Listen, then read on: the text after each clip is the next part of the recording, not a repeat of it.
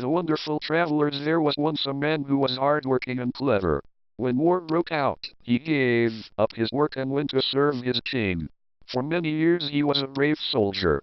At last the war came to an end. Then he was sent home with only 3 pennies to help him on his way.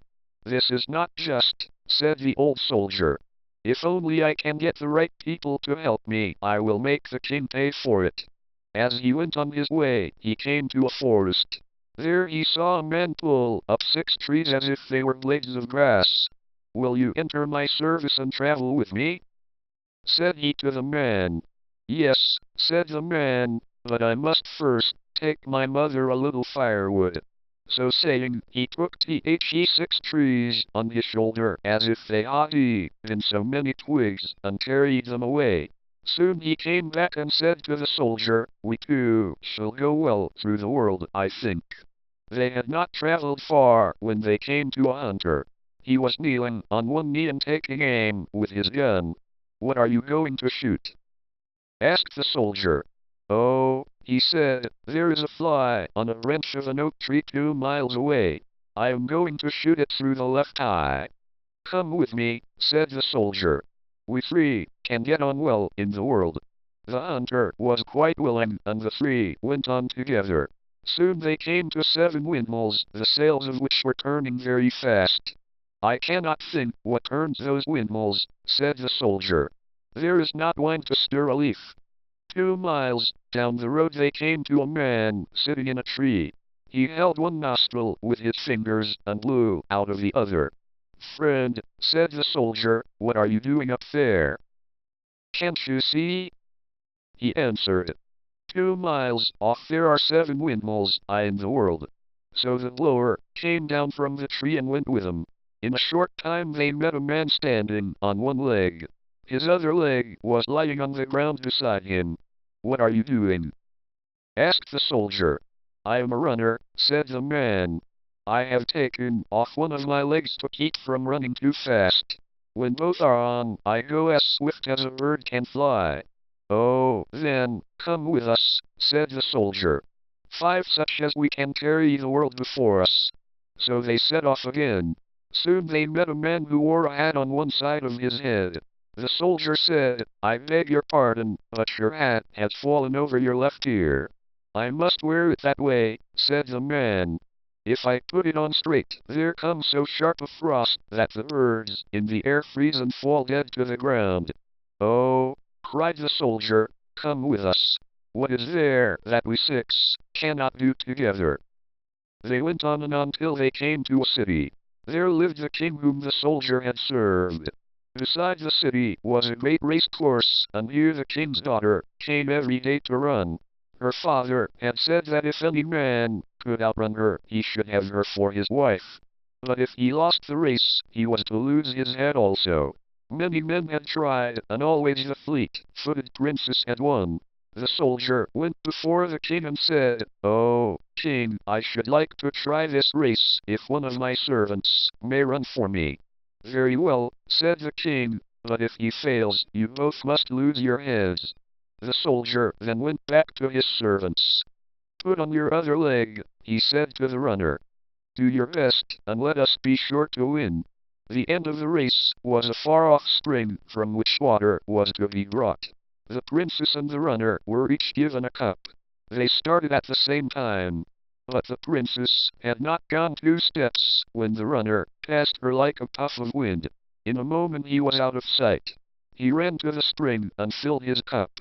Then he turned and went back halfway. He was warm and sleepy, and so he set the cup on the ground and lay down to take a nap. He put a stick of wood under his head for a pillow.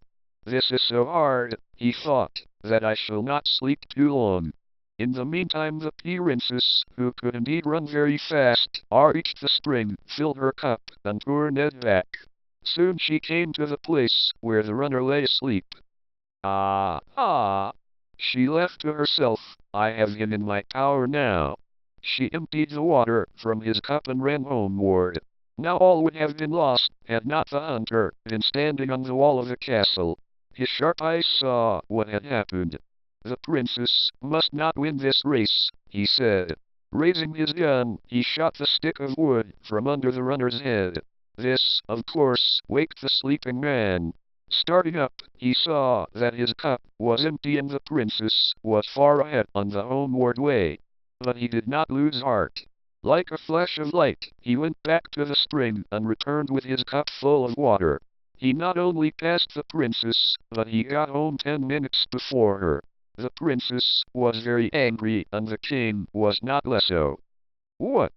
Shall my daughter marry a common soldier?" he said.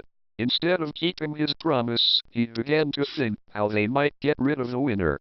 At last he said, "Do not be uneasy, my daughter, I have thought of a plan. The door on the outside. Now this room had an iron floor and iron walls and iron doors. The windows, too, were hard and bolted with iron. Light a fire under the room," said the king to the cook, "and keep it blazing till the iron is red hot." The cook kindled a fire, and soon the men began to feel the heat. They thought at first that it was only the steam from their dinner. As it grew warmer and warmer in the room, they rose to open the doors and windows. These they found bolted and locked. Then they saw that it was the king's wicked plan to kill them. "But he shall not succeed," cried the man with a hat. "I will cause such a frost as will put out this fire." So saying, he set his hat straight on his head.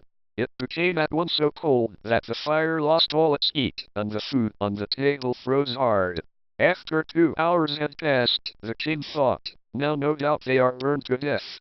So he opened the door. To his surprise, there were the 6 men safe and sound. They said they should be glad to warm themselves, for it was so cold in the room that their food was frozen.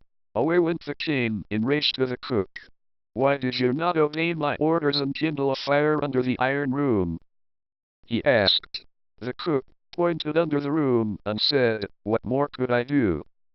There were great stacks of straw and kindling, and loads of wood.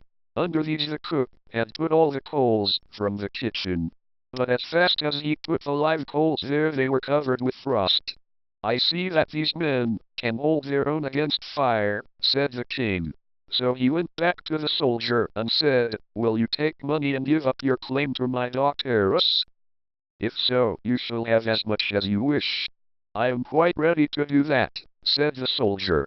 "A princess suits a soldier for a wife no better than he suits her for a husband. Give me as much gold as one of my servants can carry. You are welcome to keep your daughter." This answer pleased the king. "I will go away now," said the soldier. "In 14 days I will come for the gold." Then he went and called together all the tailors in the land. He had them make a bag so large that it took 2 weeks to finish it, though the tailors sewed day and night. As soon as it was done, the soldier called the man who had uprooted trees. "Take this sack on your shoulder," he said. "We 6 will go together to the king." They found the king giving a great ball. "Here is my servant," said the soldier. "This is the bag which he brings to hold the gold." The king was displeased when he saw the man with a huge sack. "Why, that fellow can carry a wagon load of gold," he thought. He ordered 16 men to bring as much gold as they could lift. The strong man took it up in one hand and threw it into the bag. "Why do you not bring more at a time?" he asked. "This hardly covers the bottom of my bag." They brought load after load. "Bring more! Bring more!" cried the strong man. "Why are you so slow?" At last they brought 700 cartloads of gold. He thrust into his bag the gold, the carts, and even the oxen which drew them. "My bag is not yet full," he said, "but I cannot waste more time about the matter. Besides, if the sack is not quite full, I can tie it more easily." So he tied it and threw it across his shoulder. Away went he and his 5 friends. His fright and his rage. He called all his soldiers and ordered them to follow the men and to bring back the man with the bag. The soldiers rode and ran after the 6 men. "Give up to us the man with the gold," shouted the foremost one. "If you do not, we will take you all prisoners." "What is that you are saying?" asked the lower. "You will make us prisoners? Do so, then. But first you shall have a dance in the air." So saying, he held one nostril, and through the other he blew so hard that the soldiers flew up in the air. Half of them flew over a hill on the left side and half over a hill on the right. One old soldier in the middle was left. He was a brave fellow who had received 9 wounds. "I will spare you, old comrade," said the blower. "Go tell the king he may send all the soldiers in the world after us, and they will fare no better than these." When the king heard this, he said, "Well, there is nothing to do but to let the fellows go." So the 6 travelers carried home their gold and shared it fairly. They lived happy and content all the rest of their days.